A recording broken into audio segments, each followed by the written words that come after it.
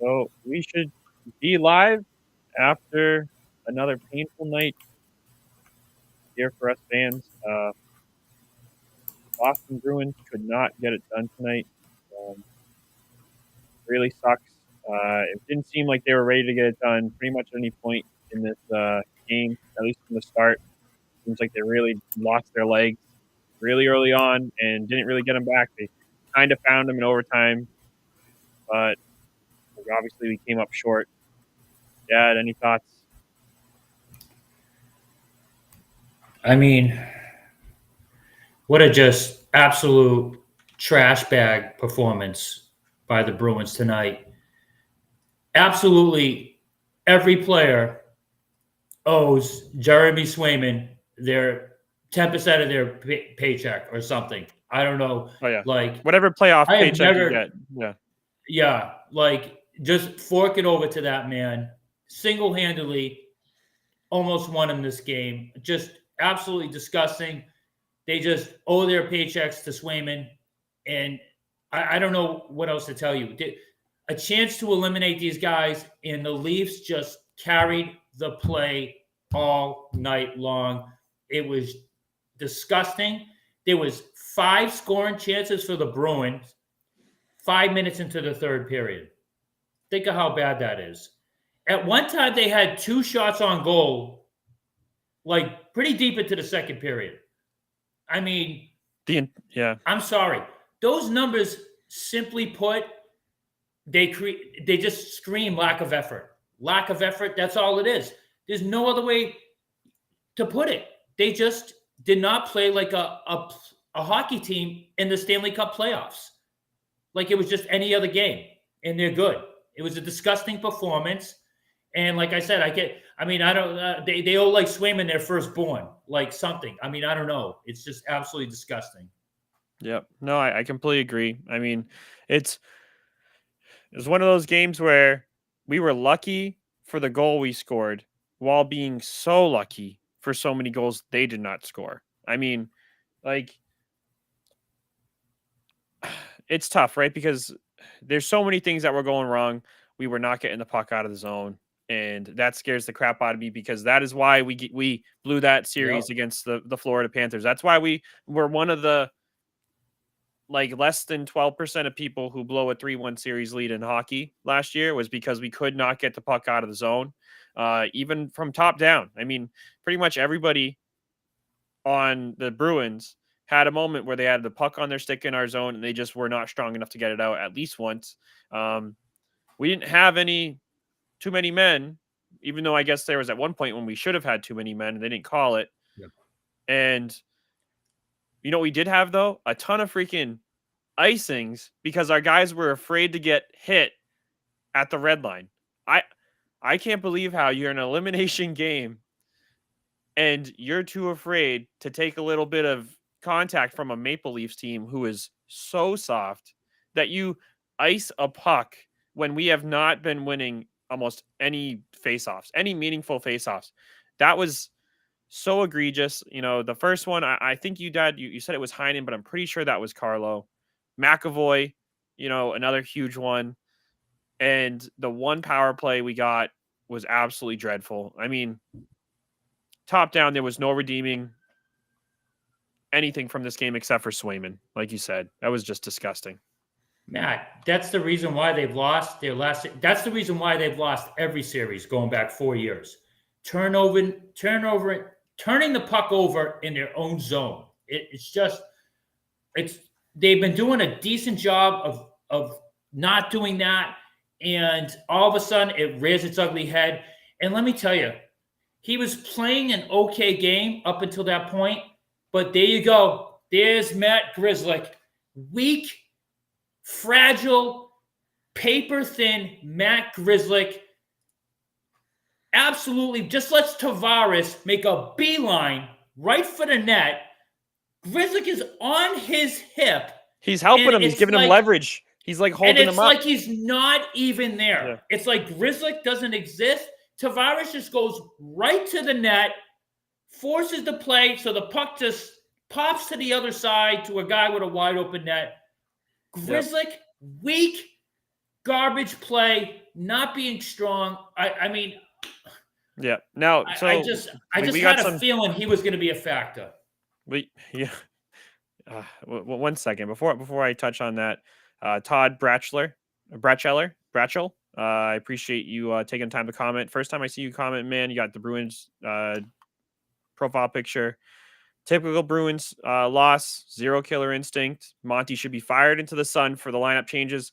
I cannot believe, Todd, that he made so many changes to things that were just not broken. We had probably our best game of the last 2 years in the playoffs last game, and he managed to make changes with no explanation whatsoever. I cannot Yeah. believe that. And you're totally right. No killer instinct. Todd, I think they No. heard the rumblings that they can't close out, and they, oh my gosh. Like for all Bruins fans like myself who are worried going in that we literally cannot close out, the Bruins, it seemed to also think that way about themselves. And that's really scary. Zero killer instinct. We also got another guy, Kurt Ram. Kurt, have not seen you comment on this. I know you're one of your dad's buddies. What are Coyle and McAvoy doing on that play? More responsible than Matt Grzelcyk on that one. So Kurt must have rewatched that play. Kurt, I could only watch it once. I could only stomach that pain once. I haven't went back to rewatch it yet, but I guess Coyle and McAvoy blew something up there too. So Let me any comment thoughts? on Todd's absolutely right. And, I talked about this in the pregame. Do not let them come out and carry the play.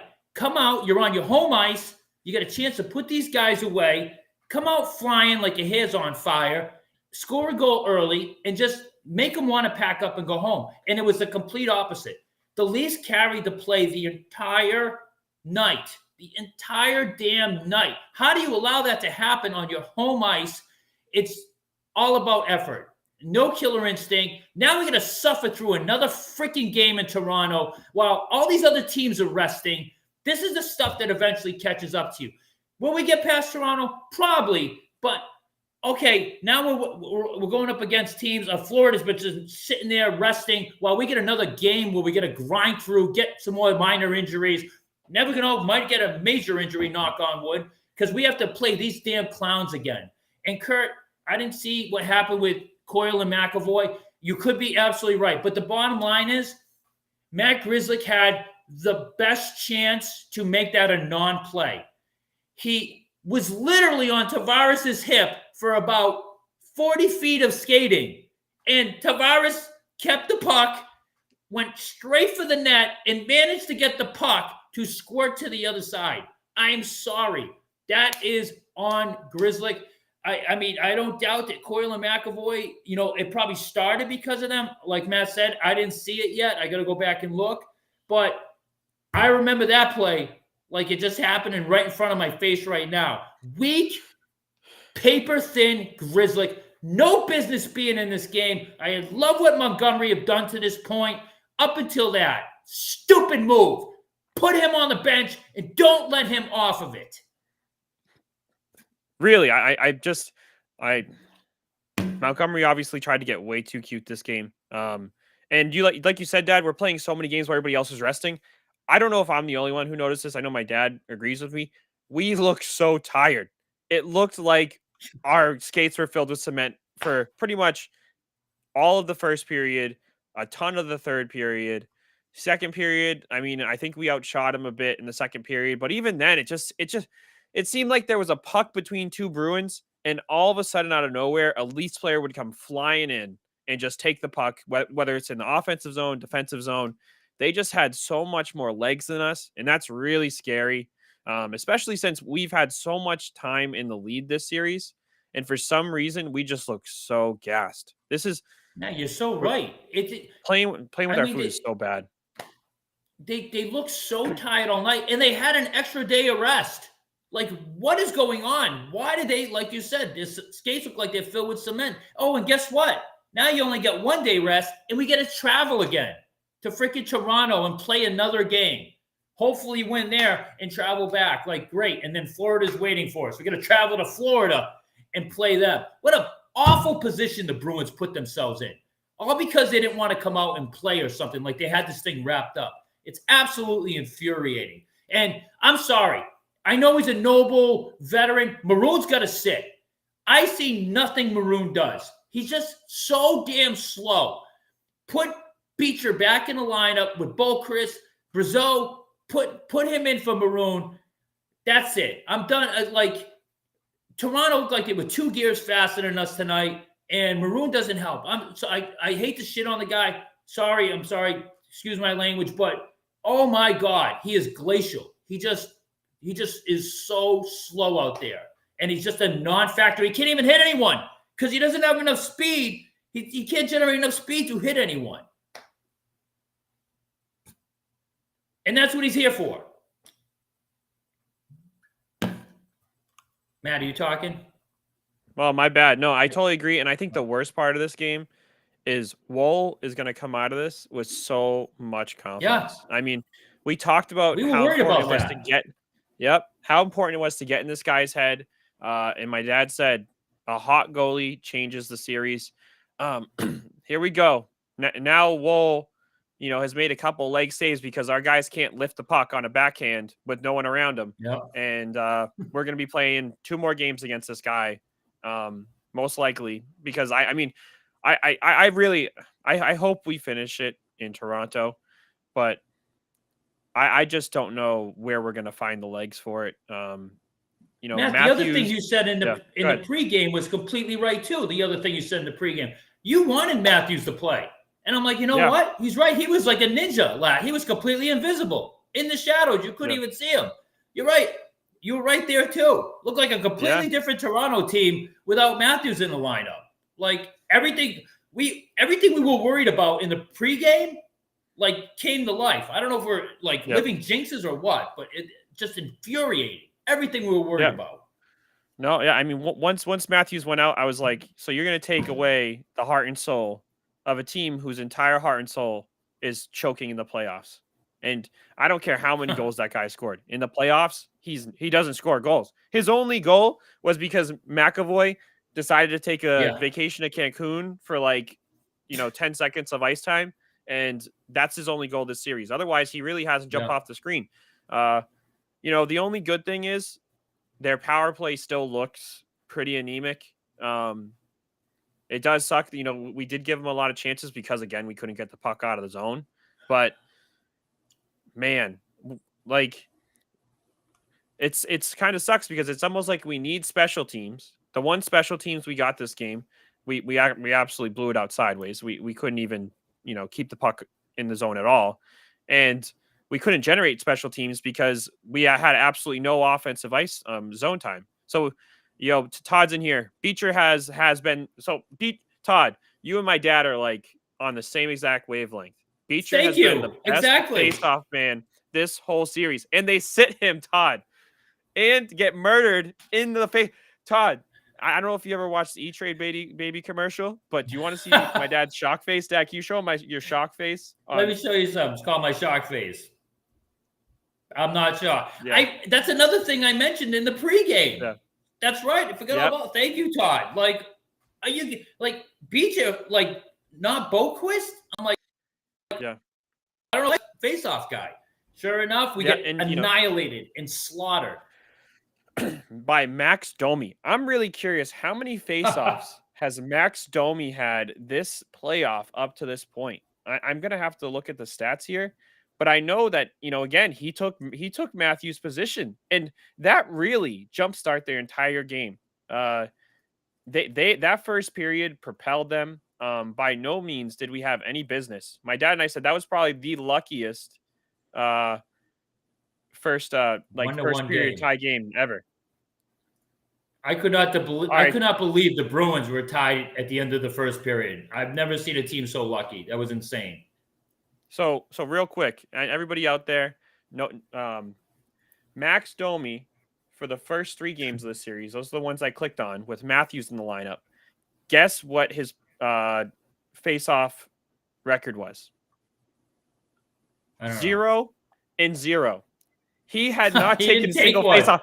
He comes in here, he wins the first 11 against us, and that was it 11? I think it was the first. It was somewhere between 9 and 11. That is so backbreaking from a puck possession standpoint to win 9 or, the first set. It was somewhere around 9 to 11 faceoffs, the amount of zone time that afforded them, and they were all so clean. There was one point where the broadcast jinxed us. We won 8 faceoffs in a row, but I told my dad, we watched the game together, over video. That was some of the most ugly faceoff wins I've ever seen during our 8-win span. Every time Domi won it, it was like clean right out to the point, and they just could set up. Yeah. It was miserable to watch. And for some reason, Beecher was riding the bench. Yep. Our face-offs looked like a game. The ones we won looked like a Game of Thrones battle. It was just like to the death. It was just an infuriating night.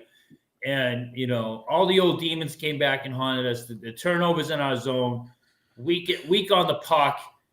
I mean, God, not burying it around the net. We had some chances, and now, we gave this team momentum. They got a goalie who's feeling good about themselves. We got to travel now. Meanwhile, Florida's just resting all their injuries, just relaxing, practicing, waiting for us. And then we get to fly down there if we get past Toronto. Unbelievable. Yep. They should be ashamed of themselves.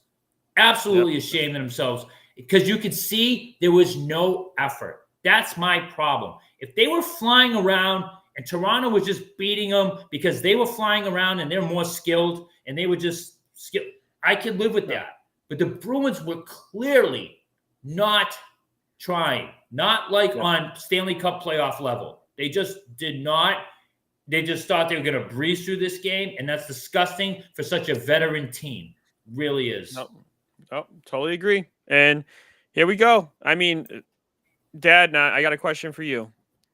Do you think the Bruins have as much doubt in their ability to close the series as we have in them to close the series? Do you think they are buying their own skeletons in the closet, or do you think that this was just a fluke game? No, I don't think they're losing this series.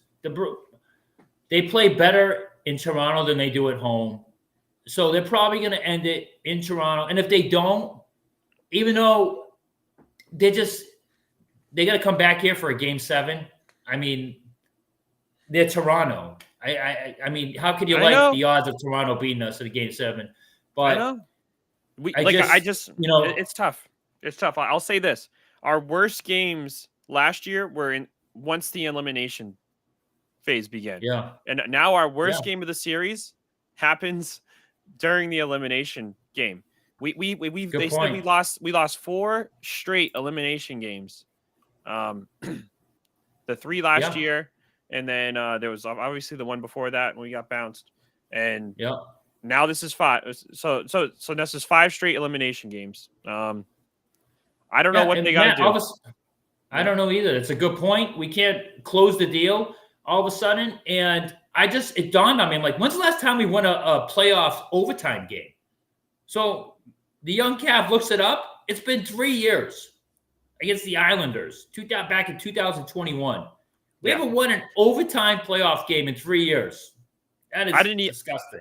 I mean, like the overlay on the screen, like for the score, looks so old. It looked like I was watching a game from my childhood. It was a very long time ago. It really sucks we weren't able to close out.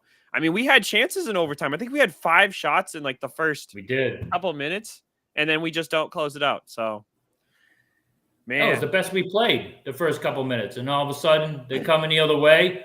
And I guess according to Kurt Ram, Coyle and McAvoy did something. I think I know what he's talking about, because neither one of them looked for someone to cover in front of the net. So that's what he could be talking about. And he's right there. They didn't do a great job of like turning around and look for the goal scorer. But man, watch Grizzly just absolutely weak. Like he's Tavares' son, like 5-year-old son skating next to him. Like no effect on him whatsoever. It was gross. Yep. So Kurt said they were watching the play. Watching the play. And Mike Paquin's in here. Hey, Mike.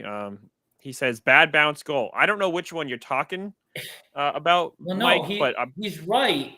It wasn't a clean pass to the other side of the net. Mike's right. But the point is, Tavares isn't even in the position to jam the puck to the side of the net to get it to kick. If Grzelcyk just rides him off, pokes it away, just gets a little physical, they're not calling anything, put an arm on him, do something. He allowed Tavares to just go straight to the net and create a scrum where the puck gets bounced to the other side. That is just weak crap. Grzelcyk should no business being on the ice unless we have 5 injuries to our defensemen when it comes to the playoffs. He is a terrible, absolutely disgusting, terrible playoff defender. He is just awful. He's so weak, and he turns the puck over constantly. Kurt said that Coyle and McAvoy were caught watching the play. And Kurt, I don't know how you felt about McAvoy's play in this series, but we've been pretty disappointed in him overall. The national broadcast has made some comments about him having great games, but we really haven't seen it. He's made a lot of boneheaded plays. The issue is that he is out there a lot, right? He's playing more minutes than anybody else, so he has more opportunity to make mistakes, but we kind of need him to be the rock. Need him to be the Chara, the guy who, is reliable, because we're certainly not getting that from our other top paid defensemen. Lindholm was horrendous this game. I mean, Lindholm is so lucky that Grzelcyk did what he did, because my dad and I, so many times Lindholm was just looks like he was lost out there. He looked like a cone. Like the Leafs were just practicing and he was just a cone with a Bruins jersey on. Kurt, watching the play, meaning they were both on the crease, watching the play. Neither one put bodies on knives. And you're totally right. My dad was yelling multiple times. It's like, find a guy, get to him. And not even just on that play, but on multiple plays when we had the puck in the zone, it looked like there was just, again, cones out there with Bruin jerseys on. They were not finding a guy and putting a body on him. They were just standing. How many times did Lindholm fall? Yeah. How many times did Lindholm fall? It was unbelievable. Like that guy, I don't know what the hell happened to him. Man, he was so good when we first got him. I just don't. You had a great line. You call him the Pavel Sandoval of hockey. He got his contract from us, and he's like, YOLO, I don't need to train or do anything. It's like he's like a slob now out there. So, God, I can't believe we got to go back to Toronto. Holy, that is just garbage, man. What a disappointing showing tonight. So, well, Kurt, move on. Yeah. Kurt agrees regarding McAvoy. He agrees regarding McAvoy's performance. Yeah, does McAvoy feel like a number 1 defenseman? Does it feel like he's a top 5 defenseman in the league? Because he's been talked about like that. No, have you watched Avalanche with Cale Maker? Freaking, the guy's a monster. I mean, McAvoy couldn't hold his jockstrap right now. He asked, "Where's Shattenkirk?" And that's a great question, Kurt. When they were doing the pregame for OT. They showed the Bruins players with OT goals, and Shattenkirk had 2. But don't worry, Montgomery healthy scratched him for Grzelcyk for some odd reason. It's tough because like hockey, the injuries and stuff like that, they don't talk about things. My buddy Andrew said maybe that it was a maintenance day for Shattenkirk.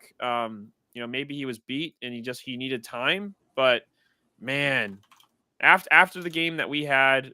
He's 35 years old. After the game we had, a couple days ago, I really wanted that defensive pairing back of Witherspoon and Shattenkirk. And it really sucks we couldn't get that in a game where we really had to have it. So I have a stick. Have Forbath in there. Oh, yeah. I still have a stick market in my. Yeah.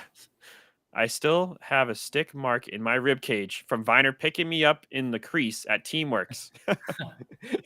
And that was just Tuesday night deck hockey. Love the show. Thank you, Kurt. Really appreciate your time, man. And I really hope to see you in here.